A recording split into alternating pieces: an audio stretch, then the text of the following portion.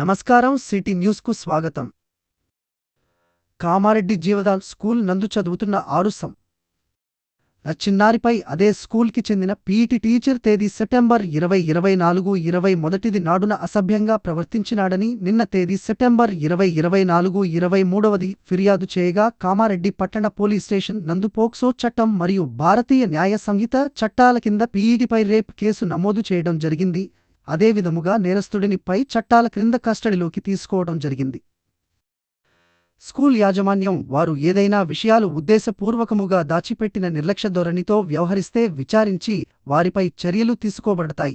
Case విచారణలో ఉన్న సమయంలో కొంతమంది విద్యార్థుల తల్లిదండ్రులు, విద్యార్థి సంఘాలు, స్థానికులు మరియు మరికొందరితో కలిసి నేరస్తుడిపై స్కూల్ యాజమాన్యం కఠిన చర్యలు తీసుకోవాలని తెలుపుతూ నిరసనలు తెలుపుతున్న సమయంలో కొందరు వ్యక్తులు జీవదాన్ స్కూల్ అద్దాలను, మిగతా ప్రాపర్టీలను డ్యామేజ్ చేయడానికి ప్రయత్నం చేయగా కామారెడ్డి పట్టణ police station inspector K. Chandrasekhar Reddy గారి తలకు మరికొందరు పోలీసు అధికారులకు గాయాలు కావడం జరిగింది. సంఘటన ప్రదేశంలో ఉన్న పోలీసు అధికారులు మరియు జిల్లా ఎస్పీ సింధు శర్మ, ఐపీఎస్ గారు విద్యార్థుల కుటుంబ సభ్యులతో, కమ్యూనిటీ పెద్దలతో మాట్లాడి నేరస్తుడైన పెట్ నాగరాజును అరెస్ట్ చేయడం జరిగినదని, శిక్ష పడే విధముగా అన్ని చర్యలు తీసుకుంటామని, ప్రస్తుతం పరిస్థితి అదుపులో ఉన్నది అని తెలిపారు. అందరూ శాంతియుతముగా ఉండాలని, పోలీసు శాఖకు సహకరించాలని, చిన్నారి బాధితురాలు ఆరోగ్యముగానే ఉందని, ఎలాంటి అపోహలు రూమర్స్ నమ్మవద్దని తెలిపారు. శాంతి భద్రతలకు విఘాతం కలిగించే విధముగా ఎవరైనా రెచ్చగొట్టే ప్రసంగాలు, వ్యాఖ్యలు చేసిన వారిపై కఠిన చర్యలు తీసుకుంటామని తెలియజేశారు.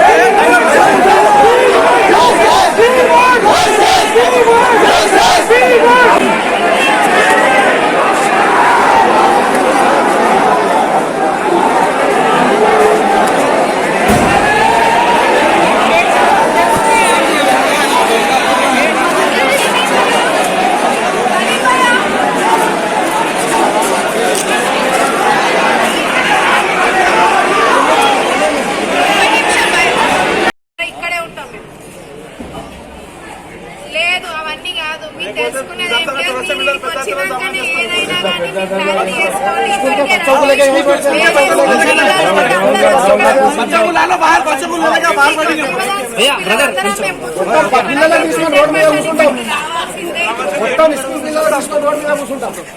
అరే రోహిత్ అని చైర్లో కూర్చుంది కదా నీకు రమ్మన్నా బయటికి అంత చాటగానోడు ఇటు వచ్చిన కామెడీకి ఆన్సర్ చేస్తాను 3000 మంది పాపులేషన్ జీవదాన్ స్కూల్ ఇంకా కూడా వీళ్ళకి సేఫ్టీ లేకపోతే ఎట్లా సార్? తెలియాల్సిన మీరు ఏం తెలుసుకోవాలనుకున్నా కానీ మా ముంగట్నే తెలుసుకోండి, మా ముంగట్నే అడగండి. మీరు ఏం చేస్తారో, మీరు ఏం న్యాయం చేస్తారో ఈ జీవదాన్ స్కూల్లో ఉన్నాం ఇట్లాంటి ఆయన బంద్ చేయాల్సిన అవసరమే లేదు. నేను మాత్రం 100% నేను దీనిపైన మాత్రం కంపల్సరీ యాక్షన్ తీసుకోవాల్సి వస్తుంది. మీరు ఇప్పుడు రావాలి ఇక్కడికి. డెఫినెట్ గా మేము ఇక్కడనే ఉంటాం. మీరు వచ్చే వారికి నేను ఇక్కడనే ఉంటా. మాతో పాటు అందరు ఉన్నారు, స్టూడెంట్స్ అందరు కూడా ఉన్నారు, మా పేరెంట్స్ ఉన్నారు, మా మైనారిటీ సోదరులు ప్రతి ఒక్కరు కూడా ఇక్కడ ఉన్నాం. అందరండి, ఇది టీం అందరండి. కలెక్టర్ సార్ని తీసుకోవాలి, మీరు వస్తే మంచిగా ఉంటుంది. మేము వస్తే చూడండి ఇంకా పద్ధతి వేరే ఉంటుంది.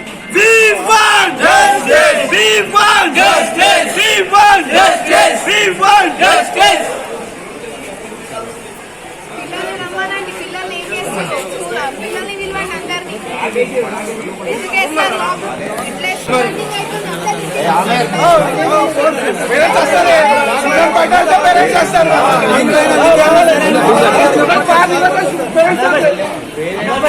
पेरेंट्स आना सबको मालूम होना।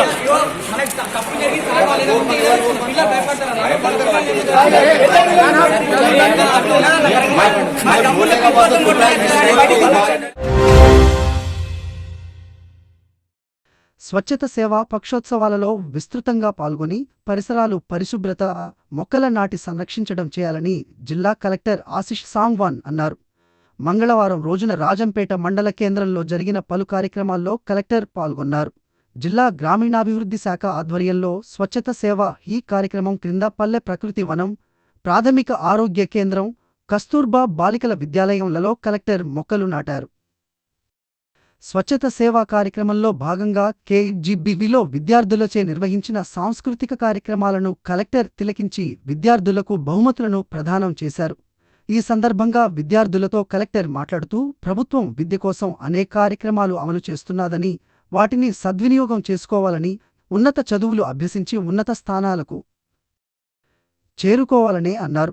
విద్యార్థులకు లక్ష్యాన్ని నిర్ణయించుకొని ఆ దిశగా చదువు సాగించాలని సూచించారు. విద్యార్థులకు క్యారియర్ గైడెన్స్ ఓరియంటేషన్ కార్యక్రమాలు నిర్వహించాలని అన్నారు. అనంతరం కిచెన్ గదులను తనిఖీ చేశారు. అనంతరం కేజీబీవీ ప్రాంగణంలో విద్యార్థులతో కలిసి మొక్కలు నాటారు. ప్రాథమిక ఆరోగ్య కేంద్రంలో ప్రజలకు నాణ్యమైన వైద్య సేవలు అందించాలని, ఓపీ సేవలు విస్తృతపరచాలని అన్నారు. రోగులతో ముచ్చటిస్తూ ప్రాథమిక కేంద్రంలో అందుతున్న వైద్య సేవలపై అడిగి తెలుసుకున్నారు. ఆసుపత్రి పరిసరాలు శుభ్రపరచాలని మండల అభివృద్ధి అధికారిని ఆదేశించారు. అనంతరం ఆసుపత్రుల్లో మొక్కలను నాటారు. ఆసుపత్రిలో పండ్ల మొక్కలు నాటి సంరక్షించాలని తెలిపారు. అనంతరం రాజంపేట తహసీల్ కార్యాలయాన్ని సందర్శించి ప్రజలకు అందుతున్న సేవలు, ధరణి వివరాలు, మండలంలోని విస్తీర్ణం వివరాలు అడిగి తెలుసుకున్నారు. ఈ కార్యక్రమాలలో ఆర్డీఓ రంగనాథరావు, జిల్లా గ్రామీణాభివృద్ధి అధికారి సురేందర్, జిల్లా వైద్య ఆరోగ్య శాఖాధికారి డా పద్మ, డిప్యూటీ వైద్య ఆరోగ్య శాఖ అధికారి డా చంద్రశేఖర్, తహసీల్దార్ అనిల్ కుమార్, మండల విద్యా అధికారి రామస్వామి, కేజీబీవీ అధ్యాపకులు, విద్యార్థులు, మండల అధికారులు తదితరులు పాల్గొన్నారు.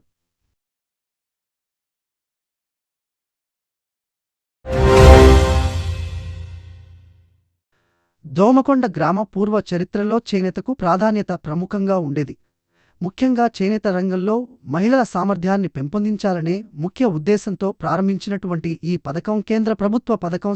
ఈ పథకం ద్వారా గతంలో దోమకొండలోని మహిళలకు 20 మంది శిక్షణ పొంది దోమకొండ ట్రస్టు వారి ద్వారా ఉపాధి పొందుతున్నారు. అదేవిధంగా రెండవ బ్యాచ్ ఈ రోజు సెప్టెంబర్ 20, 2024 నాలుగవది మంగళవారం Domakonda fort and village development trust వారి ఆధ్వర్యంలో చేనేత శిక్షణ తరగతులు ప్రారంభించడం జరిగింది. శిక్షణ పొందే వారికి కిట్స్ కూడా ఇవ్వడం జరిగింది.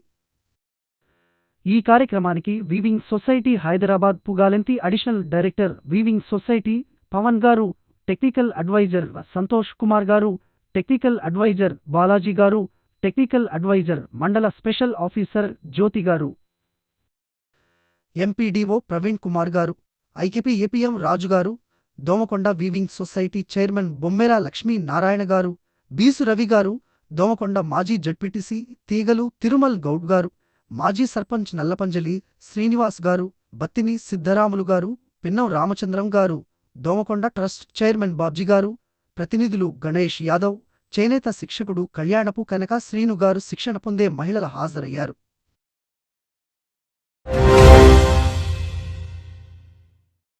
ఈ రోజు కామారెడ్డి మార్కెట్లో పసిడి ధరలు 10 గ్రాముల బంగారం 76,700, వెండి 910 రూపాయలు. ఇంతటితో ఈనాటి వార్తలు సమాప్తం. తిరిగి మళ్ళీ మరుసటి వార్తల్లో కలుసుకుందాం.